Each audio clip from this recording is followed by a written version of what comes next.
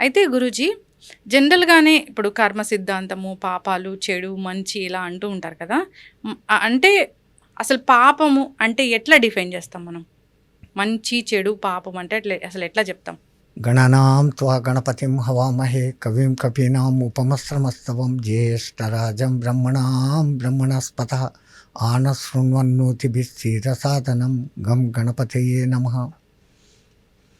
Yeah కుందేందు తుషారహార ధవళయా శుభ్రవస్త్రాన్వితా వీణయా వీణావరదండమండితకరయా శ్వేత పద్మాసనాం yeah బ్రహ్మాచ్యుత Shankara ప్రభృతిదేవై సదా పూజితః సామాం పాతు సరస్వతి భగవతి నిశేషజాడ్యాపహ. అయం సరస్వత్యై నమః. జ్ఞానానందమయం దేవం నిర్మలస్ఫటికాకృతిం ఆధారం సర్వవిద్యానాం శ్రీ హయగ్రీవ గురుం ఉపాస్మహే. మా గురుదేవులైనటువంటి మహంత్ హిమాలయగిరిజీ మహారాజ్ వారి పాదపద్మములను మనస్సులో స్మరించుకొని బీఆర్కే న్యూస్ వీక్షక మహాశయులందరికీ సకల శుభాలు జరగాలని ఆశీస్సులతో కోరుకుంటూ, పాపపుణ్యాలు, ధర్మాధర్మాలు ఇవన్నీ జంట పదాలుగా ఉన్నాయి. మంచి చెడులు ప్రతి ఒక్కటి జంట పదం. అంటే మన పూర్వీకులు ఎంత చక్కగా ఆలోచించారంటే ఒకటి వెనకల ఒకటి ఉంది, సుఖ దుఃఖము అని అంటున్నారు. అందరూ సుఖం వెనకల పడుతున్నారు, దుఃఖం వద్దు అనుకుంటున్నారు. ఆ సుఖమే దుఃఖంగా పరిణమిస్తుంది అనేది కనుక్కోవడం లేదు. సుఖం కోసం బాగుండాలా అనుకొని ఏదో సంపాదన చేసి నేను వాడికన్నా బాగుండాలా అనుకునే దాంట్లో, ఆ ఇంకా బాగుండాలా అనుకునే దాంట్లో తెలియక కొన్ని పొరపాట్లు చేయడము, తప్పుడు పనులు చేయటము మొదలు పెట్టినప్పుడు ఆ కార్యము పాప కార్యము అని పిలువబడతాం. ఇతరులకు బాధ కలిగిస్తూ, ఇతరులకు నష్టం కలగజేస్తూ ఏ పని చేసినా అది పాపకార్యము అంటున్నా. పూర్వ ఋషులు ఈ పేరు ఎందుకు చెప్పినారంటే చెడు చెయ్యకు, చెడు వినకు, చెడు చూడకు. ఆ మూడు కోతల సిద్ధాంతం. అందరినీ మంచిగా ఉంచేదానికి చూస్తే, అందరూ సమాజంలో మంచిగుంటే ఆ సమాజం ఉన్నత స్థితికి వస్తుంది. అట్లా కాకుండా ఈ తేడాలు అంటే నువ్వు పాపాత్ముడు అని ఒక బ్రాండ్ వేసేసినాక వాడికి ఒక భయం ఉంటుంది, కనీసం పాపాలు చేయడు. ఇప్పుడు నా ఆధునిక పద్ధతిలో చెప్పాలంటే చాలామంది అడుగుతారు, స్వర్గం నరకం ఉండాయా, చూసొచ్చారా, పాపాలు చేస్తే నరకానికి పోతారు, మంచి చేస్తే స్వర్గానికి పోతారు అంటారు. పోయి వచ్చిన వాడు ఎవడైనా ఉన్నాడా? అవి అసలు ఉన్నాయా లేవా? మా ఉత్తర భారతదేశంలో సంతులందరూ కలిసినప్పుడు డిస్కషన్స్ జరుగుతాయి. ఒకే విషయాన్ని ఉంది అని చెప్పాలి, లేదు అని ఖండించాలి. అట్లా ఒకసారి ఒక డిస్కషన్లో ఒక మహానుభావుని ఈ ప్రశ్న వేశారు, స్వర్గం నరకం అస్సలు ఉన్నాయా? ఉన్నాయి అని చూపించాలి, నిరూపించాలి, లేవు అని చెప్పాలి. అప్పుడు ఆ మహానుభావుడు అంటాడు, నీ చేత మంచి పనులు చేయించేదానికి స్వర్గము అనే ఒక ఆశ పెట్టారు. ఉదాహరణ చెప్పాలంటే, ఎవడో ఒకడు ఆకలితో ఉన్నాడు, నా దగ్గరకు వచ్చాడు, నాకు వానికి పెట్టే తాహతు లేదు. ఒక పెట్టేవాడు ఉన్నాడు, కానీ వాడు పిసినారు.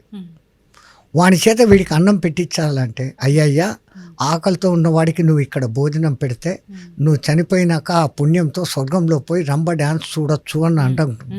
వీడు సచ్చినాక చూడబోయే రంభ డ్యాన్స్ కోసమన్నా వానికి అన్నం పెడతాడు.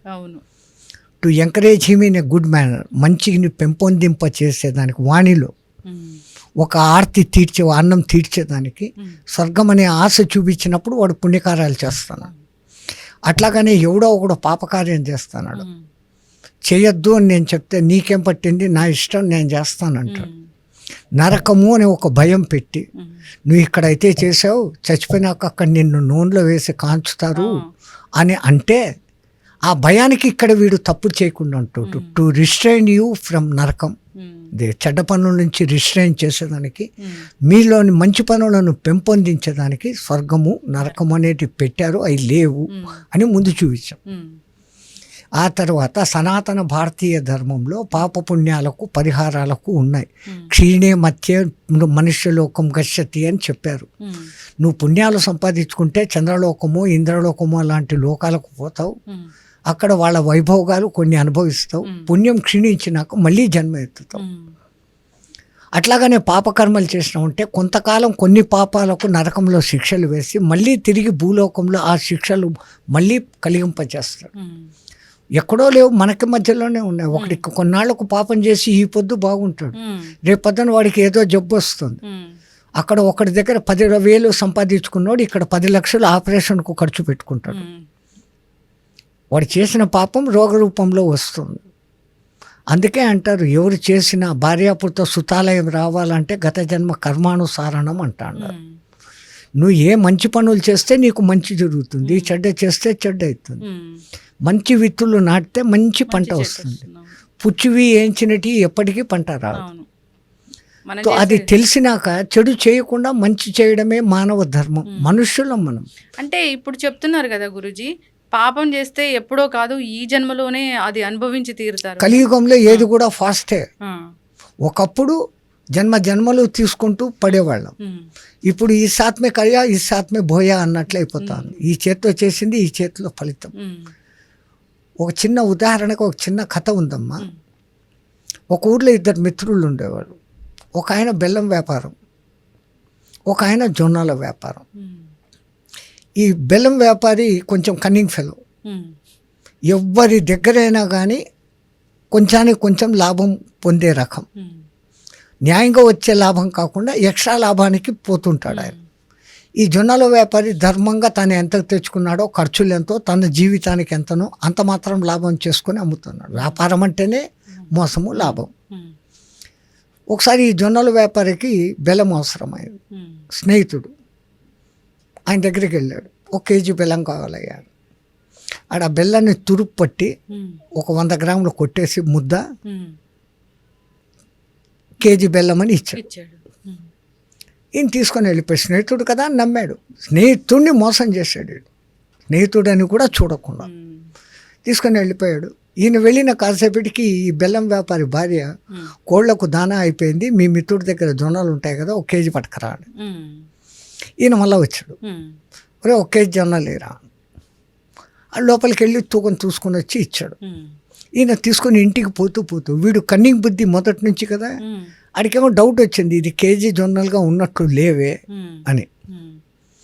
పక్కన ఇంకో షాప్ ఉంటే ఆడ పోయి తూకం వేస్తాడు. అది 900 గ్రాములు ఉంది. పెద్ద నీతిమంతుడిలాగా ఇంకో 4గురిని వెంటేసుకొని ఆ ఫ్రెండ్ దగ్గరికి పోయినాడు. నువ్వేదో మంచోడు అని అంటారు, మోసం చేస్తావా, నాకు 900 గ్రాములే ఇస్తావా, నువ్వు కేజీ అడిగితే 100 గ్రాములు కొట్టేసావా, డబ్బేమో తీసుకున్నావు 10 రూపాయలు, ఇచ్చింది 900 గ్రాములు ఇస్తావు, డామ్ డూమ్ అన్నాడు. ఒరే నాదేం తప్పు లేదురా, నువ్వు అడిగి నేను లోపలికి పోయి జొన్నలు చూస్తామని కేజీ రాయి చూస్తే కనపడలే, నువ్వు నాకు పొద్దున బెల్లం కేజీ ఇచ్చావు కదా, ఆ బెల్లాన్ని పెట్టి నీకు తూకం వేసి ఇచ్చాను, తేరా తుచ్చుకోహిలాగా నీది నీకే తగిలింది. తో ఈ రోజు చేస్తే ఆజ్ కరా ఆజీ బోయా, ఈ రోజు చేసింది ఈ రోజే భరించాలా. కలియుగము ఏది కూడా ఫాస్టే.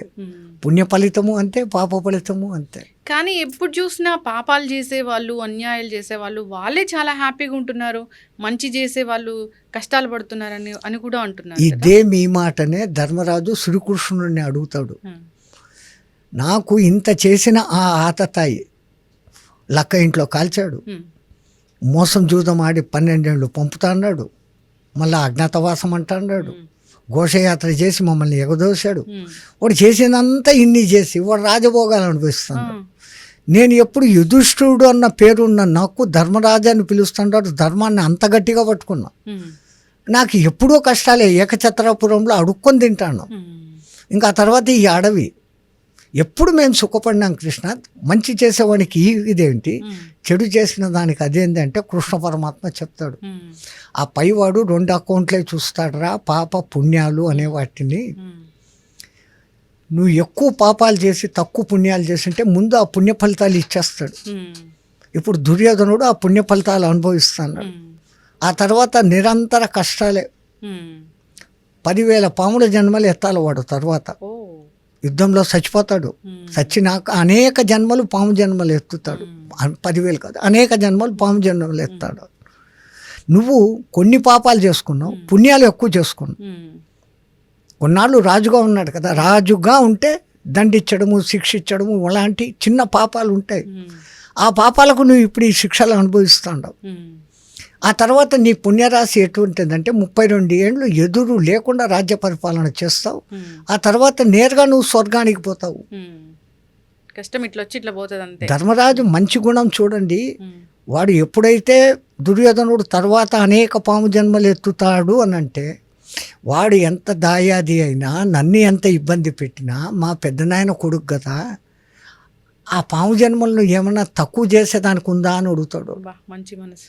ధర్మ బుద్ధి అట్లాడితే అడిగితే నీవు సంకల్పం చేసుకుంటే అవుతుంది అని అంటే, అప్పుడు ధర్మరాజు వాని పాము జన్మలు తొందరగా నశించుకాక అని కోరుకుంటే, ఈ అభిమన్యుని కొడుకు అయినటువంటి పరీక్షత్ మహారాజు చచ్చిపోతే ఆయన కొడుకు అయిన జన్మంజయుడు పాముడి మీద పగపట్టి సర్పయాగం చేసినప్పుడు ఈ పాముల జన్మలన్నీ దాంట్లో పడి భస్మం అయిపోయి తొందరగా పాముల జన్మలు పోయి దుర్యోధనుడికి పుణ్యగతులు కలుగుతాయి.